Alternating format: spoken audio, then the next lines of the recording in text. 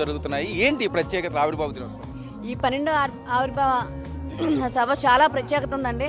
ఎందుకంటే మీరు గమనించవచ్చు, ఎన్నో ఒడిదుడుకులు, ఎన్నో అవమానాలు, ఎన్నో ఈచరింపులు, అసలు అవహేళనలు ఇవన్నీ తట్టుకొని కూడా ఈరోజు 11 సంవత్సరాలు నిండి 12 సంవత్సరాలకు అడుగు పెట్టడంతో పాటు ఏదైతే మేము విజయం సాధించామో దేశంలోనే ఎన్నడూ లేని విధంగా 100% స్ట్రైక్ రేట్తో ఈరోజు అధికారం సాధించి కూటమి ప్రభుత్వంలోకి వచ్చి తర్వాత ఈరోజు పిఠాపురం ప్రజలకి కృతజ్ఞతగా ఇక్కడ సభ ఏర్పాటు చేసుకోవటం, ఈ సభ ఏర్పాటు చేసుకోవడంతో పాటు ఇక్కడ నుంచి ప్రజలకి పవన్ కళ్యాణ్ గారు ఒక సందేశాన్ని ఇవ్వటం, అంటే ఆయన యొక్క ఈ 11 ఏళ్ల ప్రస్థానం తాలూకా విజయ అపజయాలు లేకపోతే అవమానాలు ఇవన్నీ కూడా ప్రస్తావిస్తా ప్రజలకి కృతజ్ఞతలు చెప్పే విషయంగా ఈ సభ ఏర్పాటు చేసుకుంటున్నాం.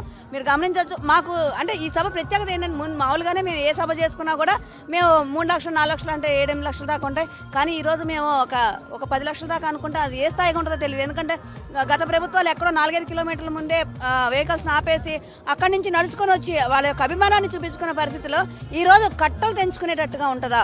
ఆ కట్టలు తెంచుకునే అభిమాన ప్రవాహాన్ని తట్టుకునే విధంగా మేము కూడా మా యొక్క ఏర్పాట్లు, మా 12 కమిటీల ద్వారా ఎవరినైతే ఏర్పరచుకున్నామో వాళ్ళందరూ కూడా మేము అసలు ఎంతమంది వస్తారో దానికన్నా ఎక్కువ ఎక్స్పెక్ట్ 10 లక్షల మంది క్రౌడ్ మీరు ఎక్స్పెక్ట్ చేస్తుంది. దానికి తగ్గట్టుగా ఫెసిలిటీస్ ఉన్నాయా? ఫెసిలిటీస్ ఖచ్చితంగా ఏర్పాటు చేస్తున్నాం. అంటే దానికన్నా ఎక్కువ వచ్చినా కూడా వాళ్ళెవ్వరికి ఇబ్బందిగా, ఇది మేము పండుగ వాతావరణం చెప్పుకున్నాం. అంటే వచ్చిన వాళ్ళందరూ పండుగ చేసుకుని వెళ్ళాలి అనే ఉద్దేశం, అంటే ఆ రకంగా వాళ్ళ మనసులకి కలగాలనే ఉద్దేశంతో మేము ప్రతి ఒక్క ఏర్పాట్లు చేయడం, కానీ ఏదైనా సరే అన్ని విషయాలుగా ఫుడ్ విషయం అవ్వచ్చు, లేదంటే వాళ్ళు వచ్చి వెళ్ళేటప్పుడు వాళ్ళు చాలా జాగ్రత్తగా వెళ్ళాలని చెప్పే విషయం అవ్వచ్చు, ఒక అవేర్నెస్ క్రియేట్ చేయడం, ప్రతి ఒక్కటి కూడా చాలా జాగ్రత్తగా గతంలో కన్నా కూడా ఎక్కువ బాధ్యతగా మేము చేస్తున్నాం. ఎందుకంటే ప్రభుత్వంలో ఉన్నాము, ఏ చిన్న అవతావకులు ఉన్నా కూడా ఎదుట ప్రతిపక్షంలో లేకపోయినా వాళ్ళు వచ్చి మా మీద పడే అవకాశం ఉంటుంది. కాబట్టి చాలా చాలా జాగ్రత్త, ప్రతి ఒక్కటి క్షుణ్ణంగా ఆలోచించి మరి మేము ఈ ఏర్పాట్లు చేయడం జరుగుతుంది.